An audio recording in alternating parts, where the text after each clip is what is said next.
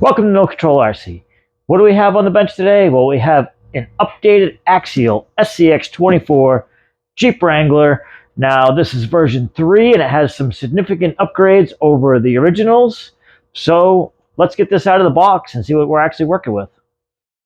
So this is everything that's in the box. Now, as you can see, we have a manual, we have a connector guide, we have a drive shaft, Allen wrench, body clip, we have a charger for the battery that is included over here, binding plug, some spring preload clips, and some batteries for the remote. So this is a ready to run. See the remote back there. Everything's included that you will possibly need to get this thing up and running. So let's take a closer look at the vehicle itself. All right, let's dig into this Jeep and check out the updates on this Axial SCX24. Now it's still a single pin here. Body flips up.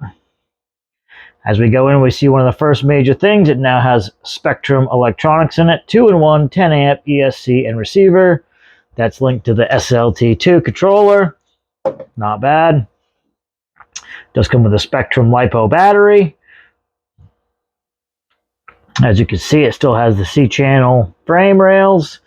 It is the AS1 steering servo. I believe that's carried over from the last edition. Does have lights built into the front bumper. Now the updated Jeep has almost a chrome wheel with the new Nitto licensed tires. Now these are a little smaller scale than the tires on the last edition Jeep, but it looks actually more scale than the last one. And then the next big thing is oil-filled shocks. This is a great improvement over the regular shocks, and it will greatly improve the performance of this little vehicle. Everything else is just about the same. It does have worm drive axles, has a steel motor mount. All the links are pretty much plastic, and that's really like the main gist of it. This is the version 3. Could go into tons and tons of detail, but why bother? Showed you the updates. Now let's see how they actually perform.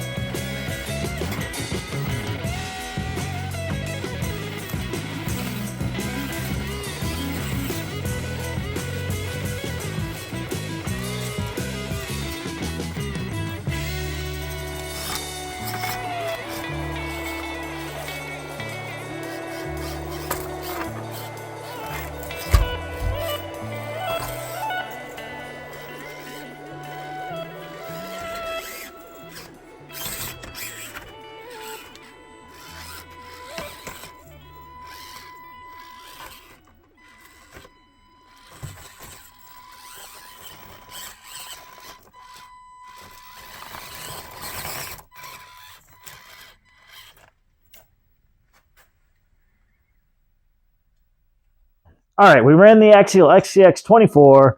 We ran it outside in the snow. We ran it on our course. We got a good feel for it. And overall, it's a really well-balanced machine. Axial did a very good job of doing the upgrades that it needs. The oil-filled shocks really make it more predictable and less bouncy. It's really, really easy to crawl over things now. The electronics is another great upgrade. They're very smooth and very predictable on the trigger. Overall, I would say it's really good. I really wish that they would actually just eliminate this one clip and make some sort of quick release underneath to make it a little more scale. And the only other thing I'd say is maybe, throw an interior in it. Not that it's the end all be all, but a lot of people now are going for the scale, and there's plenty of room over there. They could just make a quick little interior and probably make tons of people happy. So this is clearly just an updated version of this truck. They even have the same wheelbase, everything. But with the updates they did, this one is a lot more predictable and easy to drive over things than this one is. So they did a really good job of picking the upgrades that it needed. As I said, a few little things and it would be really good, but I'm not going to complain. If the biggest complaint is the body clip and interior, then that shows the quality of what they've done here. So I'll say maybe we'll throw some weighted brass stuff on it, see how good we can really make it. But overall, super happy. Glad I bought it. Just getting into the crawler thing, like we're learning. And I'm going to see what upgrades are best to put weight on this. These have been out for a while, the older versions. So if you got a comment below, hey, you should brass this first or this first, let me know. As I said, crawler newbie here, working on it. Appreciate your feedback, and we thank you very much for watching. We really appreciate it.